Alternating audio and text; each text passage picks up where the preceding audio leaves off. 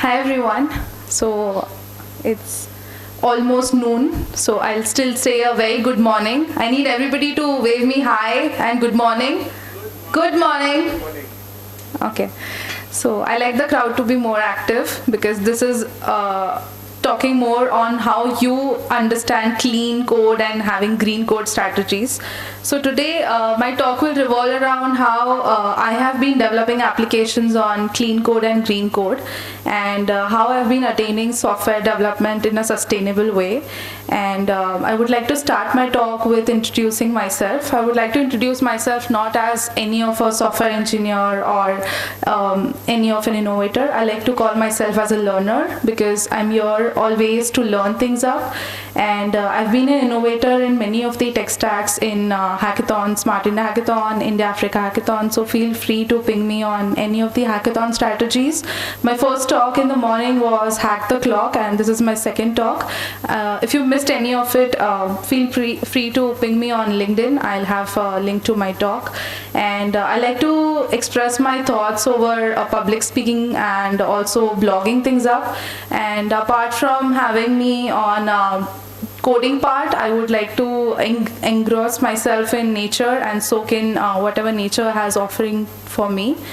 And let's talk more on green code. So today's agenda will firstly introducing myself, so that's done, yours truly, speaker.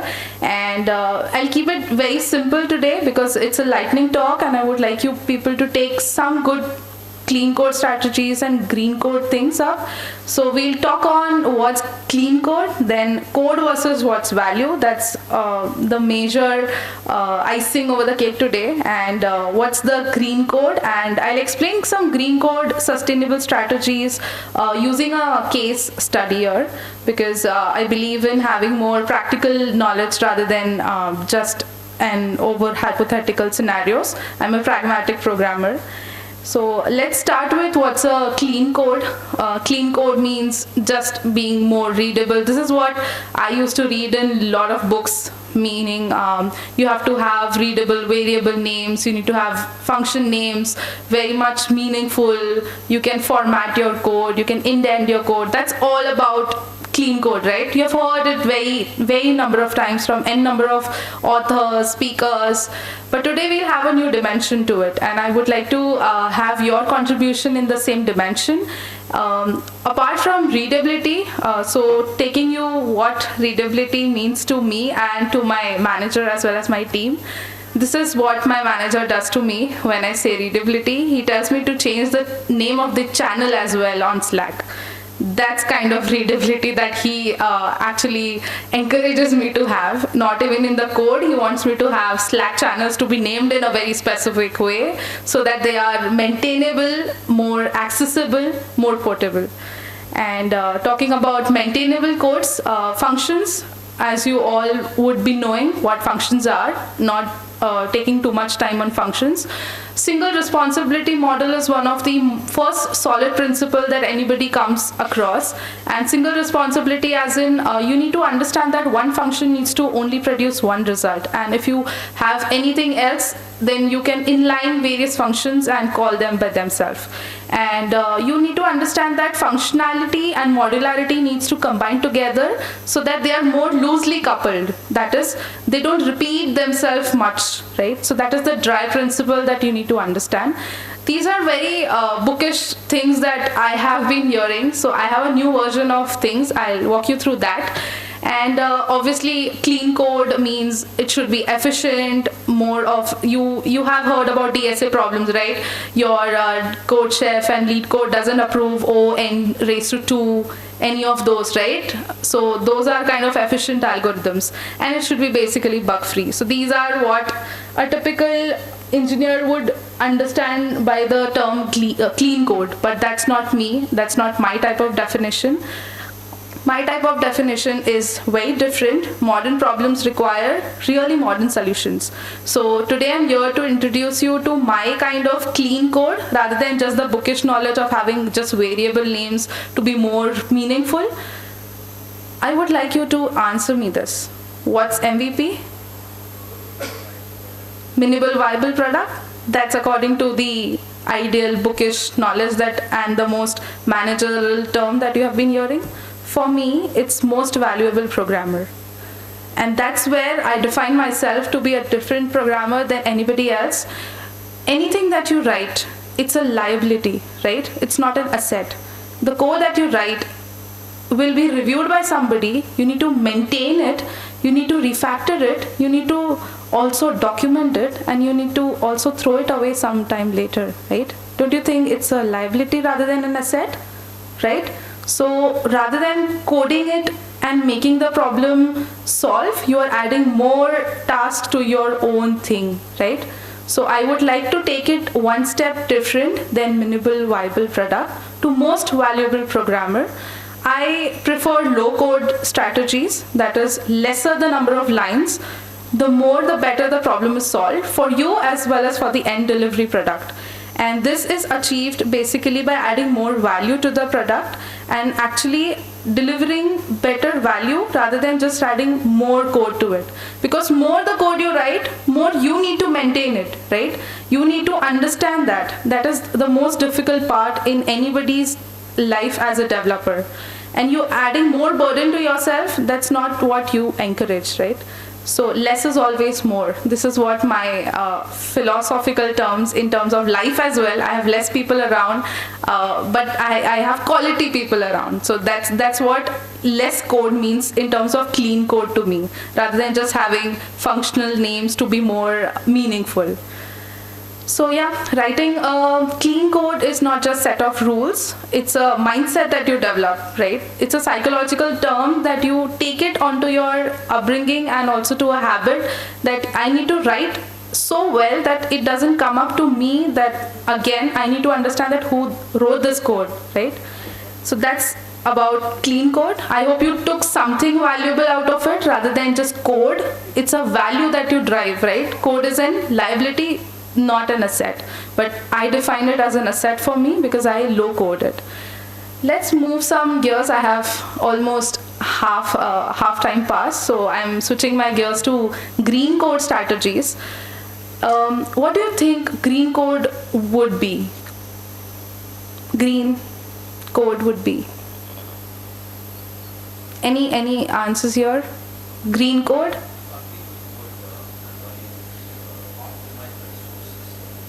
Optimize the sources, algorithms that optimize it, okay? But anything related to environment here, right? So optimizing in terms of environmental emissions, right? So I'll talk on green by design. That's my kind of definition. I have green strategies that help secure applications as well as sustainability in hand, and we'll deep dive into two of the terms here, that is memory footprints and CO2 emissions. You have been hearing if you travel by metro, you are saving the environment, you are having less of CO2 emissions. So we'll talk on how our code will have green by design architecture, and I need anybody to answer me this. And have something for them, whoever answers first. Yeah, who tell? Yeah, good name, sir? Sorry? Pramit. Okay, so today we have a use case on Netflix. That's one of the most sustainable kind of service according to me. We'll have it drive it into, so this is what Netflix looks to you.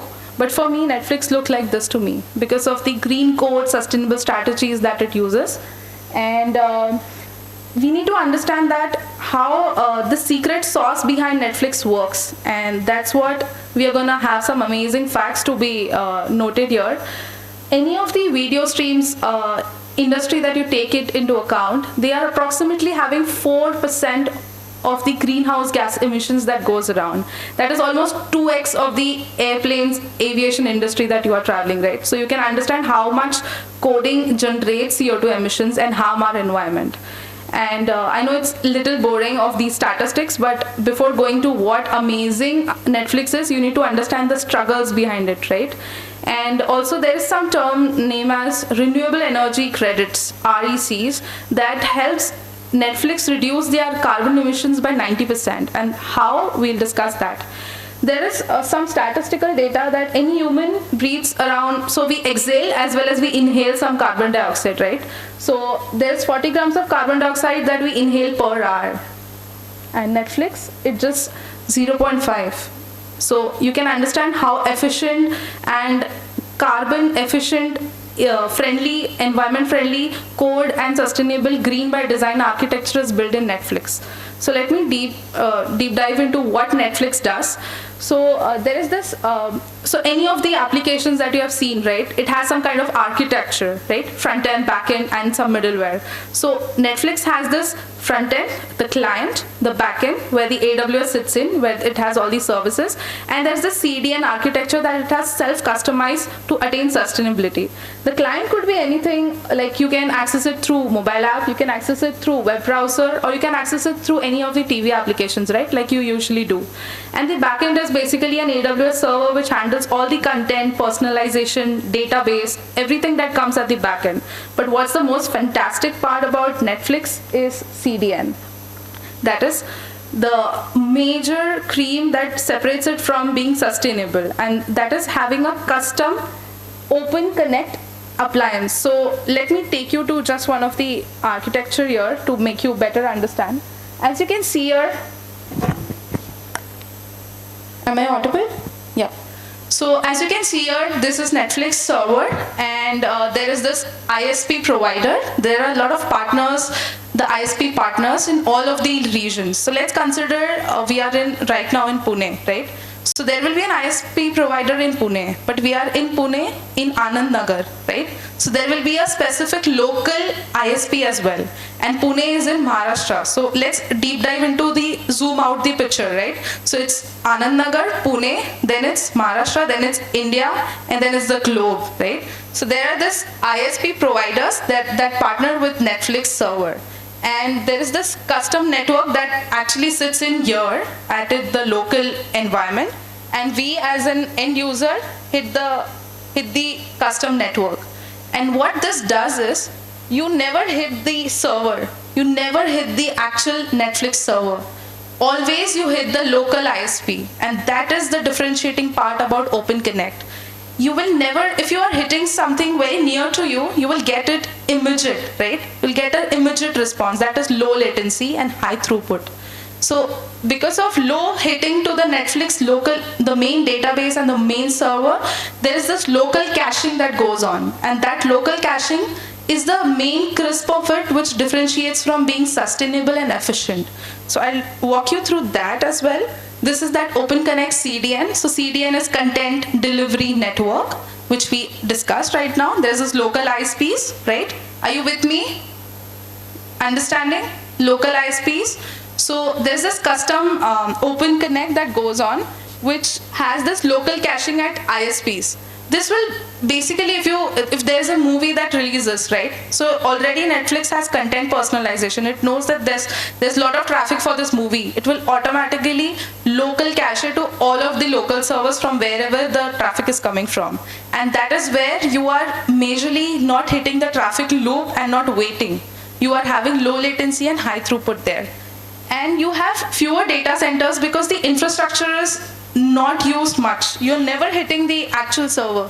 You're hitting the local ISP. So the infrastructure at a higher level is much more saved, right? So the lesser the resources you're using, the more asset you are creating, right?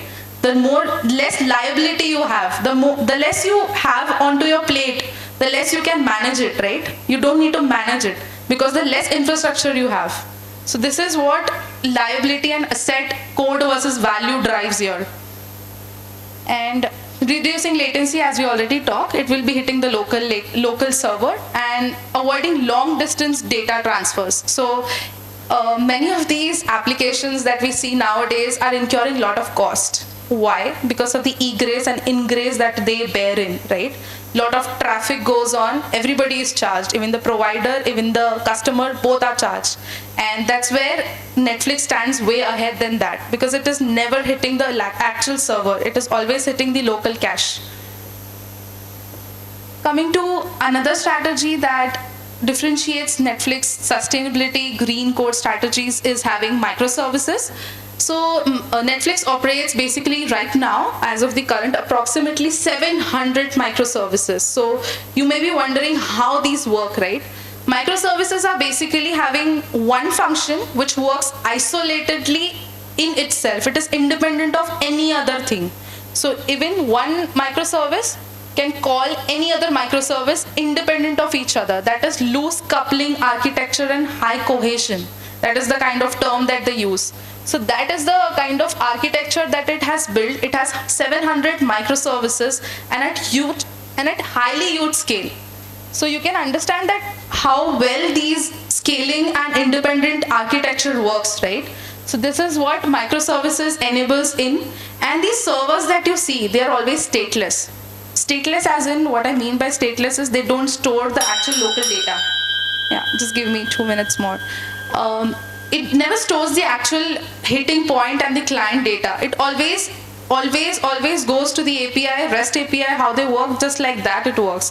It never stores any of the data, any of the caching. It does it on runtime. So all of it, it's energy consumption, right? It's reducing energy because it's never storing anything at the end.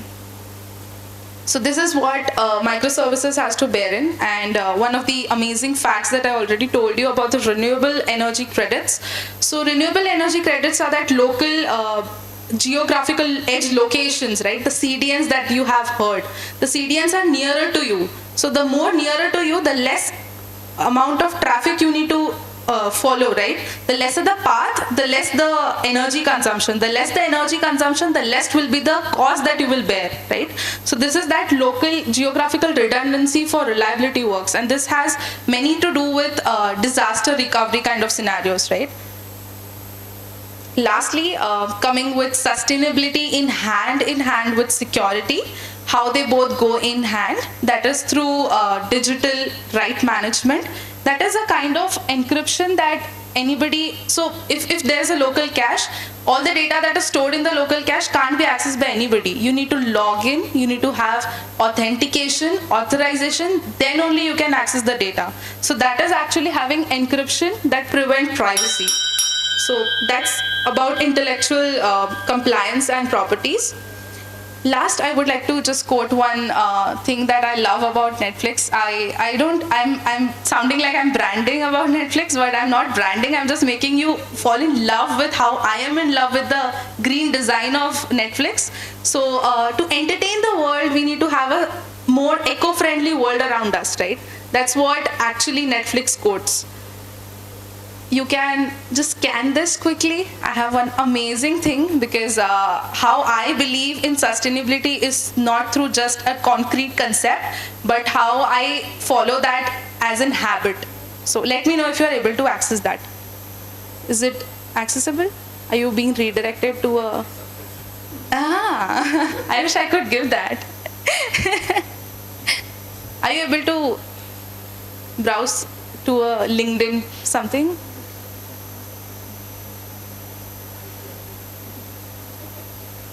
Right?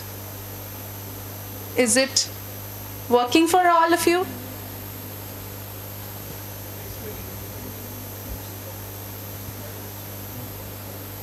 I want you to hit the LinkedIn so well that I get a lot of requests, so I'm making this QR rather than showing you my LinkedIn. So let me take you to there if that's not working for you. Not working?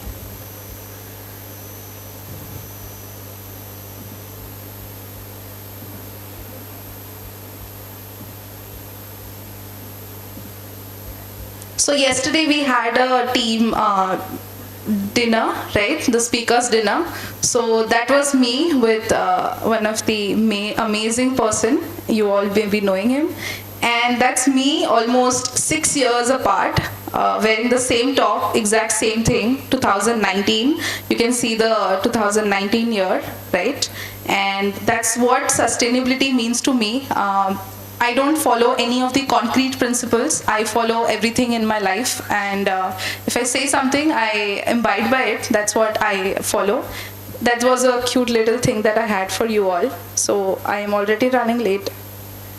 Just last thing, you can connect with me on LinkedIn over how sustainable my applications look rather than Netflix.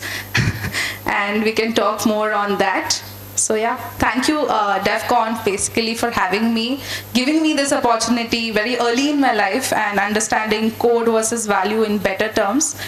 Yeah, thank you. I would love to connect with you all in person after the talk anytime. Don't have time for Q&A, but yeah, we'll connect post the talk. Thank you.